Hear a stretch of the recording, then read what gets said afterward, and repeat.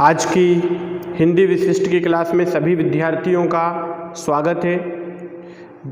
जिन विद्यार्थियों ने हमारे चैनल को अभी तक सब्सक्राइब नहीं किया है वे सब्सक्राइब ज़रूर कर दें ताकि आपको हमारे आने वाले वीडियो आसानी से मिलते रहें।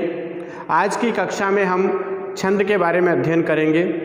कवित्त छंद क्या होता है, कवित्त छंद कौन सा छंद है और कवित्त छंद का उदाहरण क्या है। तो मैं आपको बताता हूँ, छंद दो तरह के होते हैं, मात्रिक और वर्णिक। जिन छंद में उनकी गणना उनकी मात्राओं को गिनकर की जाए वो मात्रिक छंद होते हैं, अर्थात मात्राओं को गिनकर जिन छंदों की पहचान की जाती है वो मात्रिक छंद कहलाते हैं। जबकि जिन छंदों में वर्णों की गिनती के आधार पर, वर्ण या अक्षर की गिनती के आधार पर पता लगाया जाए कि ये कौन सा छंद है तो वो वर्णिक छंद होता है। जैसे कि आज हम कवित्त छंद के बारे में अध्ययन करेंगे। कवित्त छंद एक वर्णिक छंद है, अर्थात इस छंद की पहचान इसके वर्णों की गिनती कर कर की जा सकती है। कवित्त छंद की परिभाषा व उदाहरण दीजिए। तो ये एक ऐसा छंद है जिसके प्रत्येक चरण में 31 वर्ण होते हैं। 31 अगर हम गिनेंगे, हर चरण में 31 वर्ण मिलेंगे इसमें हमको। 31 16 और 15 वर्णों के पे विराम होता है, यानी कि पहला विराम 16 पर और फिर 15 पर, और अंत में लघु गुरु, अंत में गुरु होता है। जो अंत में होता है चरण के अंत में वो गुरु रहता है।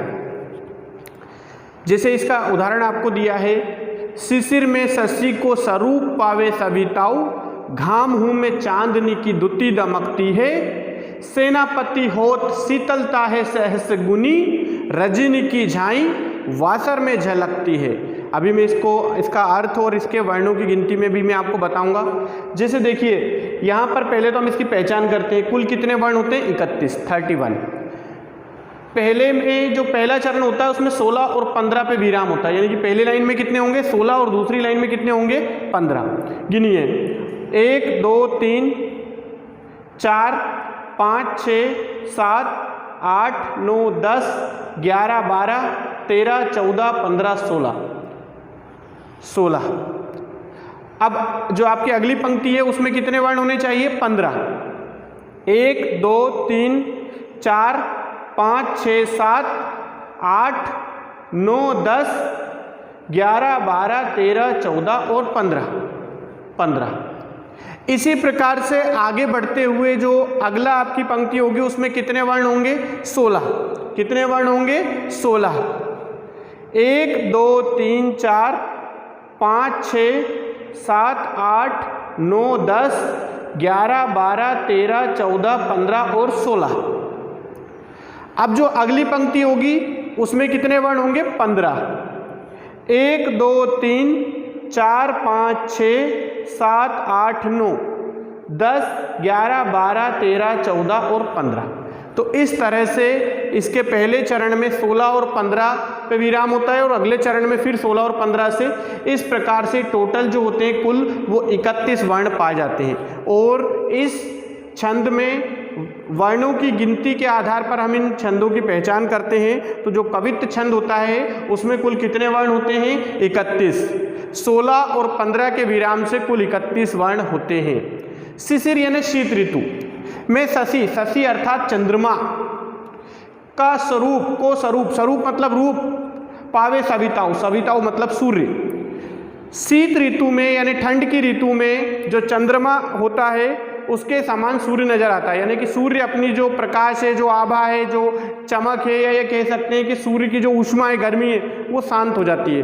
तो सूर्य जो है वो चंद्रमा के समान यहाँ पर दिखाई देता है। जैसे चंद्रमा शीतलता देता है वैसे ही हमें सूर्य भी किसी प्रकार से कोई गर्मी नहीं देता या ज़्यादा ऊष्मा नहीं देता, ऐसा कह सकते हैं कि वो शीतलता प्रदान करता है। घाम हूँ में, घाम मतलब धूप में, चांदनी की दुती दमकती, जिस प्रकार रात्रि के समय चांदनी होती है, चंद्रमा की चांदनी, और शीतलता देती है, ठंडक देती है, वैसे ही घाम के समय में धूप में भी सूर्य भी चांदनी के समान नजर आता है, उसमें हमको अधिक गर्मी महसूस नहीं होती है। सेनापति होत, कवि सेनापति कहते हैं शीतलता अर्थात ठंडक है, सहज गुनी, कई गुना ठंडक बढ़ जाती है। शीत ऋतु में, ठंड की ऋतु में ठंडक कई गुना बढ़ जाती है। रजनी की झाई, रजनी अर्थात रात्रि, रात का समय, झाई मतलब झलक, वासर अर्थात दिन में झलकती है, दिखाई देती है। रात की झलक हमको दिन में दिखाई देती है। तो शीत ऋतु में जो सूर्य है कुछ चंद्रमा का रूप धारण कर लेता है, चंद्रमा जैसा प्रतीत होता है। रात्रि की जो चांदनी है वो हमें दिन में ही महसूस होने लगती है सूर्य के प्रकाश में।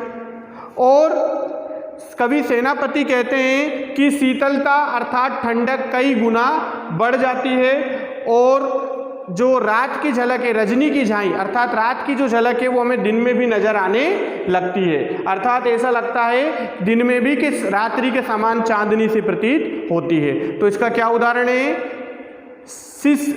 शिशिर में शशि को स्वरूप पावे सविताऊ, घाम हूँ में चांदनी की दुती दमकती है, सेनापति होत शीतलता है सहस गुनी, रजनी की झाई वासर में झलकती है। तो इस प्रकार जो कवित्त छंद होता है उसमें कुल 31 वर्ण होते हैं। 16 और 15 के विराम से कुल 31 वर्ण पाए जाते हैं। मैंने आपको बताया किस प्रकार से 31 वर्णों की गणना होती है। ये जो पंक्ति है इसमें 16 वर्ण है, अगली पंक्ति में 15 है, फिर अगली में 16 है और अगली में 15 है। तो इस प्रकार वर्णों की गिनती के आधार पर हम इनकी पहचान कर सकते हैं। ये आज की कक्षा में कवित्त छंद की परिभाषा और इसका उदाहरण था। अगर हमारा जो चैनल है इसके द्वारा जो भी आपको पठन सामग्री आपको उपलब्ध कराई जाती है, यदि वो अच्छी लगती है तो आप उसको लाइक और सब्सक्राइब जरूर करें, ताकि आप हमारे द्वारा जो भेजे गए अगले वीडियो हैं वो आपको आसानी से उपलब्ध होते रहें। धन्यवाद।